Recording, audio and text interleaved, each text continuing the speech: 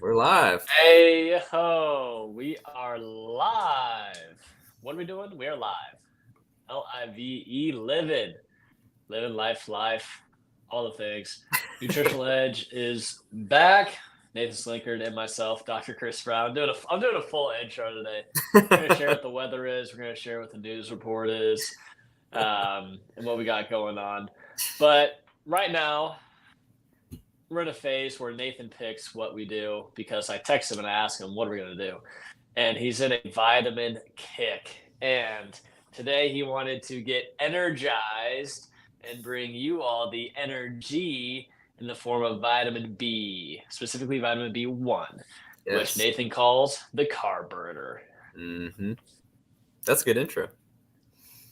The weather report is that it's hot. It's too hot out there. Although I will say that I played some pickleball last night in that 107-degree heat index. Won my first 3 games. So I was on a roll.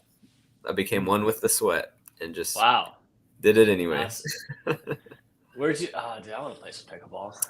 Canis Park. Where'd you play pickleball at? Canis Park. It's like you can take the Rodney Parham exit and you can kind of down there. Yeah, it was nice. Did you ever play on like Thursdays or Fridays? I could, and I also have a membership to a place with a pickleball inside court. I have not played during it. It's not really a court per se. I think they turned the gym into a pickleball area. So yeah, I'm definitely down. You definitely gonna come. That was just my second time playing pickleball, but I think I've caught on and really enjoyed it. So caught up with the trend. Yeah. Yeah. Cool. Yeah, no, that's sweet. I've not played. I think the last time I played pickleball was middle school. And yeah, I would. They even have pickleball back then. They had pickleball back when you were in middle school. Absolutely. I think so. The only other time I've ever played was last November with my brother in Georgia, in Madison, and we played for a while. It was a lot of fun. But yeah, no excuses. I did not wait until cooler weather. I just went out there and did it. And it's really not that bad once you get, like I said, accustomed to the heat. It's the sweat cools you down. Yeah, I picked thiamine because I was just talking about it. So yeah. Okay. Yeah. I don't think. Why were you just talking about it? Well, I'm going through a series on Stephanie Burnett's membership of Rise. So she has a membership for people that are working through mental health stages and approaches, her 7-step butterfly method. And so, yeah, I've been talking about nutrients. So it's fresh on my brain. I love talking about individual nutrients because I don't think we usually think about that with food. I don't think that people stop very often and think about their thiamine status. But these little micronutrients. And if they do, then they're like, where can I get an energy drink? Yeah, that's true. Yeah, we don't think about these little micronutrients that are keeping us alive and functioning well. So, right. So, so were you talking about vitamin B1 with? Oh, sorry. I think there's a little bit of a lag, but you go ahead. Were you talking about with a patient or a friend or something? What brought on vitamin B1? Just alphabetically. So we talked about vitamin A last time, and so I was like, let's do B1. Okay. But yeah, vitamin A I think was really interesting. What did you conjure up? What are the most important things to know about vitamin B1? So I call it the carb burner, and I didn't coin that term, but Dr. Chris Masterjohn, who's a nutrition researcher, coined that term, and maybe he got it from someone else. But the reason being is that one of the main role of thiamine is to take carbohydrates and help the body convert it into energy. So carbohydrates have potential energy, but we actually have to process it and get it into the Krebs cycle so we can get ATP. So thiamine is an essential part of that process.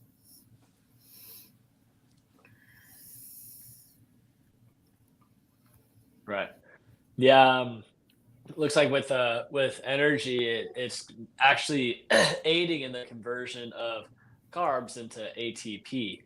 Mm-hmm. Um, ATP is the energy molecule in our body. That's what actually has us and makes us feel energized. Is this thing? It's called adenosine triphosphate, and vitamin B1 is one of the vitamins that helps speed up that process of Mm-hmm. turning just a carbohydrate into an energy molecule, because carbs aren't necessarily energy themselves. It's what they break down to is what actually becomes energy, and vitamin B1 helps facilitate that process.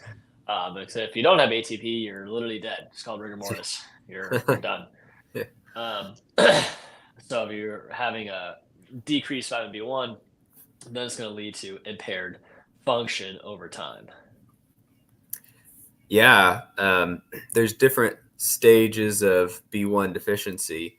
And thankfully, in our modern society, really, really severe deficiencies are rare. But the terms for some of those conditions that arise from really, really bad thiamine deficiency is beriberi and Wernicke-Korsakoff syndrome. And what will usually happen is Mm, related to neurological issues. So someone could have impaired nerve function, cognition, and really just their ability to walk, talk, and function would be impaired.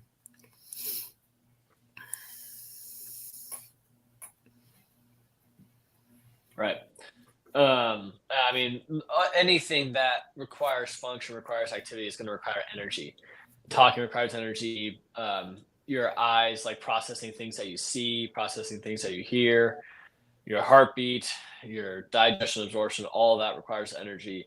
Moving your arms around, working out. It's not just a weightlifting session that takes away energy, or a bike ride that takes away energy. We're literally consuming energy as we sit doing nothing. We are consuming, our organs are consuming energy.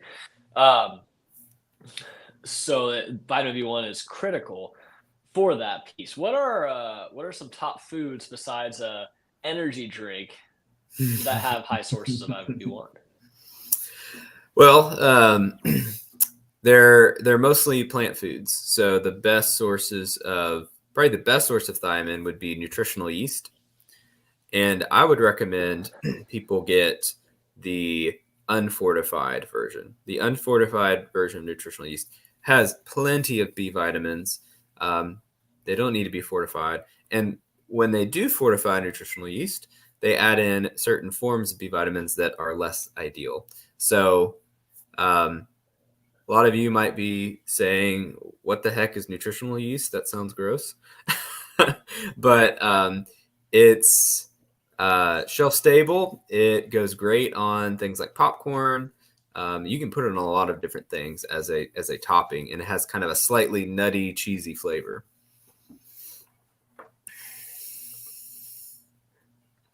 Hmm. Yeah. Okay, that's pretty dang good. Yeah, and that's one thing I noticed with a lot of energy drinks is that they always have high amounts of vitamin B1.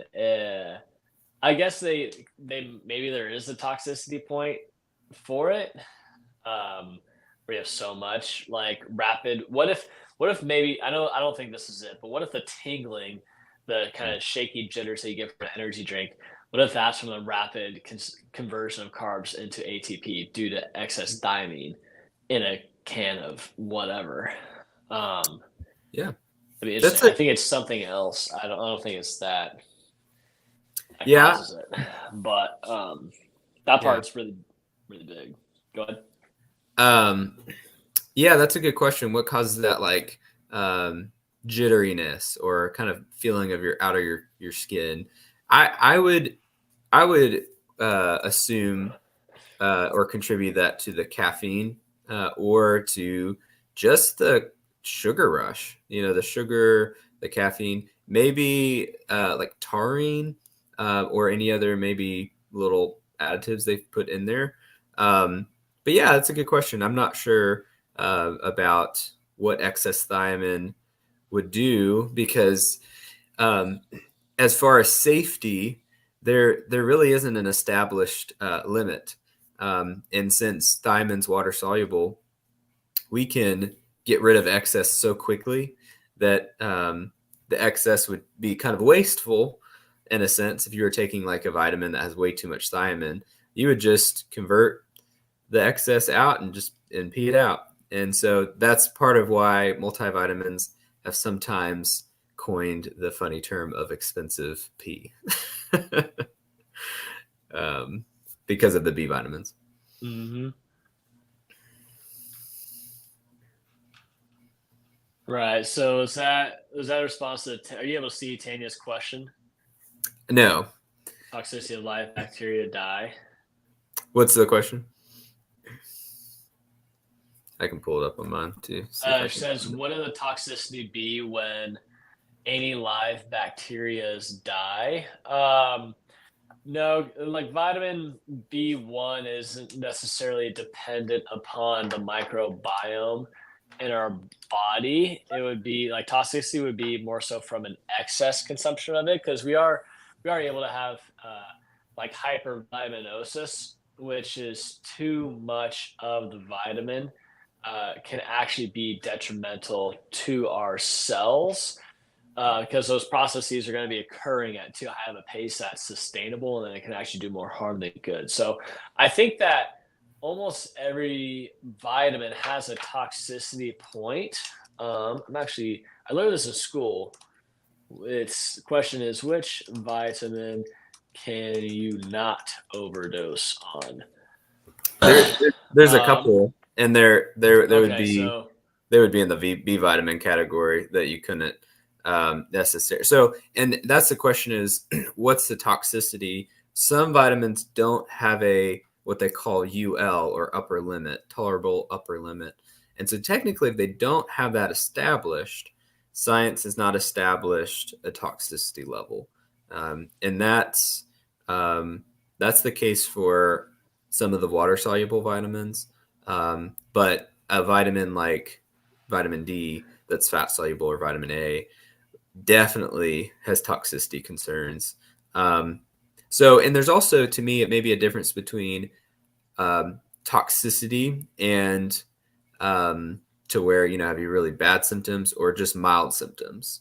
So like with vitamin B3, you can take a lot and you're not going to necessarily die, but you could have flushing and some just kind of irritable symptoms.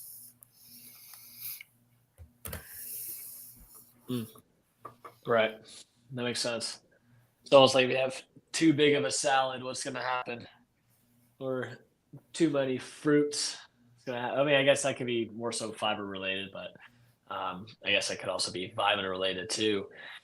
One thing that I remember from school is that the vitamin Bs were critical for nerve transmission, maintenance of the sheath that helps insulate nerves, that protects the energy transmission from one part of a nerve into the other end, and also helps with the creation and synthesis of neurotransmitters, which are basically little communication signals that, when released and then received, it causes something to happen.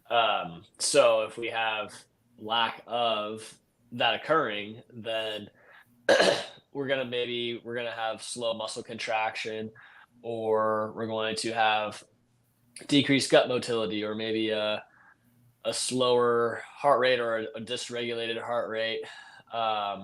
And if we're losing part of that myelin, that can even lead to things such as like numbness or tingling. So B1's actually a very critical vitamin.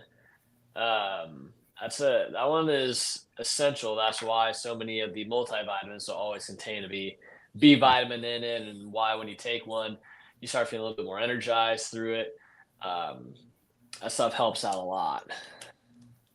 Yeah, definitely. Yeah, you definitely hit on so many of the different things that thiamine helps with. So it it helps with detoxification due to its ability to be an antioxidant. Helps with, which can help in turn lead to healthier aging, and kind of mitigating the aging process. It improves mental health through a process called methylation. It recycles other vitamins like vitamin K, so it can do its job. And so if we're not getting enough thiamine, maybe some of those subtle symptoms would be glucose intolerance or just doing poorly on a higher carb diet. It could be neuropathy-like symptoms, like you said, the tingling, elevated heart rate, and gut motility. One nutrition researcher goes so far as to believe that thiamine is like the missing link to a lot of people's issues with constipation or gastric emptying. I don't know that it's definitely not at this point known as like the go-to for problems with GI motility, but I do think it's worth assessing someone's thiamine status to see if that's an underlying problem. Interesting. Yeah, there's also I think it's pernicious anemia is B12. Yep. And the absorption of that can be impaired if there's lack of like this thing called intrinsic factor being secreted by our, I want to say parietal cells in our gut. Yep, you got it. In their stomach. Yep. And if we're not absorbing the B12 is actually essential for synthesis of serotonin. And so if we can't create the serotonin, then a lot of times we're going to have decreased mental health, diminished mental health. And if we're stuck in a state of anxiousness or depression, that is going to lead to a sympathetic dominant nervous system decreasing parasympathetic tone, which is going to further decrease gut motility, gastric emptying, digestion absorption, further decreasing capacity to digest absorb vitamin B12. So that was a little mind flow nugget that I just went in on. It all goes together. One, but I guess they're all connected. Yeah. All being processed by similar things, all being broken down, and like, I mean, vitamins are enzymes or energy. Are enzymes proteins? Yes, enzymes are proteins. Are enzymes synthesized from amino acids? So enzymes can certainly be proteins, but other things can act as coenzymes, and that's what a vitamin or mineral typically is. It's something as a coenzyme or cofactor. So it's assisting protein enzymes to do their work. So does that make sense? Proteins equals enzymes, vitamins, minerals equals coenzymes or cofactors.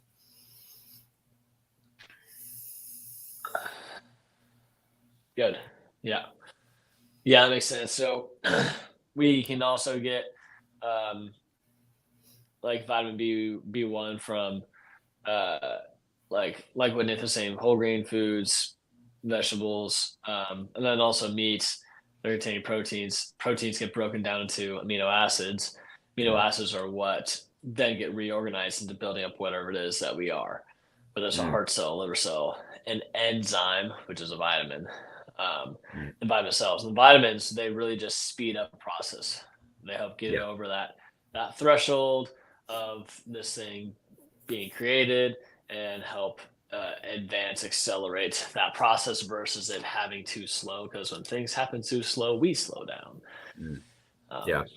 So thiamine's a big, very important vitamin. That's why I'm also reading here. Looks like go ahead. Oh, I was gonna say, one of the most interesting facts to know about thiamine is that the more carbs you eat, the more thiamine you need. So a lower carb diet will require less thiamine. A higher carb diet will require more thiamine.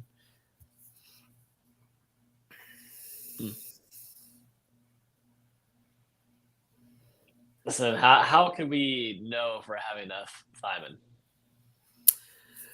Well, I think one of the simplest ways to know about your nutrient status is to look at your diet.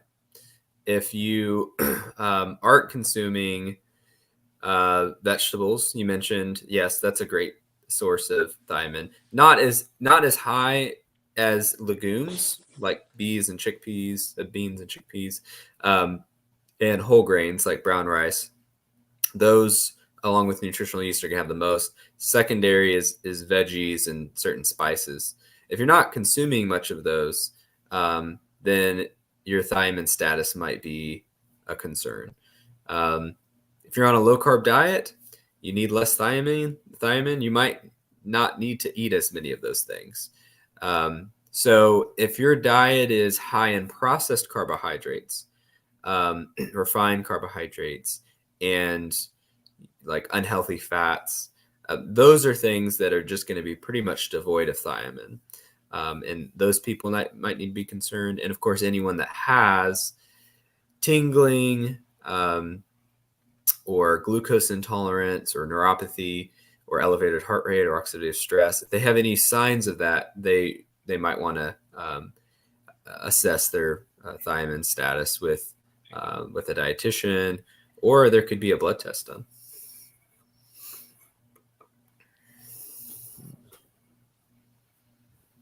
That's good. Nice. That's good. Yeah. Well, before we wrap up, do you have any other final pieces that you want to plug in? Yeah, about supplementation, because people might be wondering, am I getting enough? Maybe they don't take a vitamin and they're thinking, I don't eat any of those foods and I'm not, for some reason, they can't include more of the high thiamine foods, or, for whatever reason. Watch alcohol intake, because that can affect thiamine status.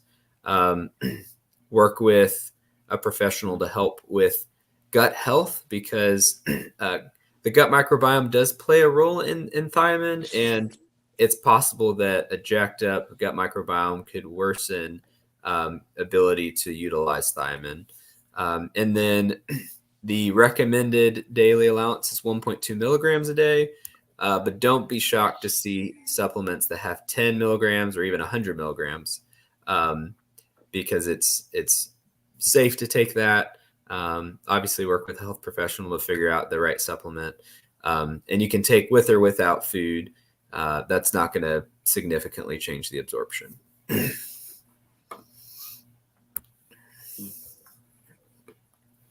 Good stuff. Well, I think that was a nice little fun flow breakdown Yeah. of vitamin B1. Let's see, we got some questions. How can you assess blood in your office? Can thiamine be taken in a liquid? I'm going to leave that to you. Um, most vitamins can be. Usually, there's a liquid form. It doesn't have to be taken with fat or with food, like I said, because it's not fat soluble. It's in most. I mean, it's in every multivitamin. So if you're already taking a multivitamin, or if you're lacking in B1, there's a possibility you're lacking in other things. So a high quality multivitamin from Thorne Research has a great one. Pure Encapsulations is another good brand.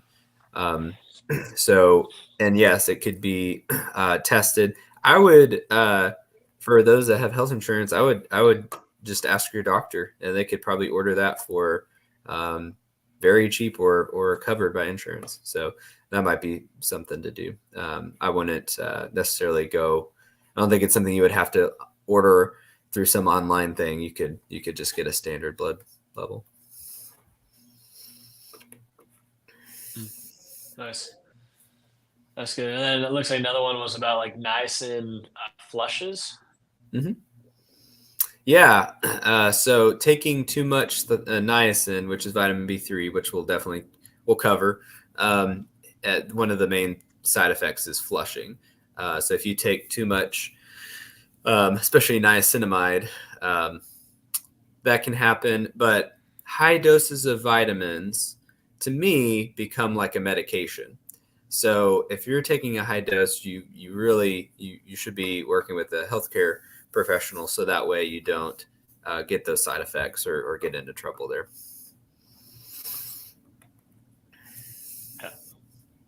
Yeah, that makes sense. And then last question, looks like you had mentioned nutritional yeast. Mm-hmm. So if the concept was, if it's like a live bacteria that might be, if it's somehow associated with toxicity, is it associated with toxicity at all? No, nutritional yeast is not alive. It's not like a probiotic that you would take, and nutritional yeast is, you're getting the nutrients that have been, you're just getting the nutrients in it. You're not like ingesting a live fungal organism.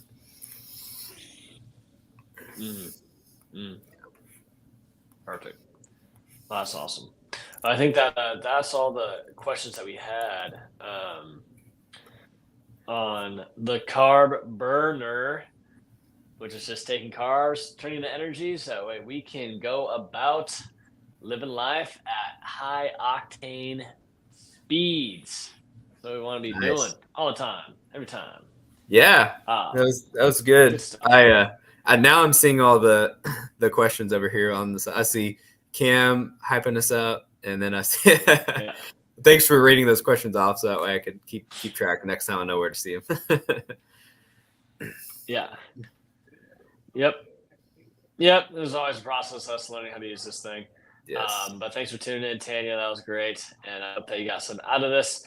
And don't be afraid to look up this stuff on YouTube as well, because there are a lot of doctors that are putting this stuff out that probably have graphics and different connection points that they are noticing, whether it be in clinic or stuff that they're reading. So there's a lot of really good information out there, and I'm sure that you'll probably notice some consistencies throughout that are congruent with what we are going over today.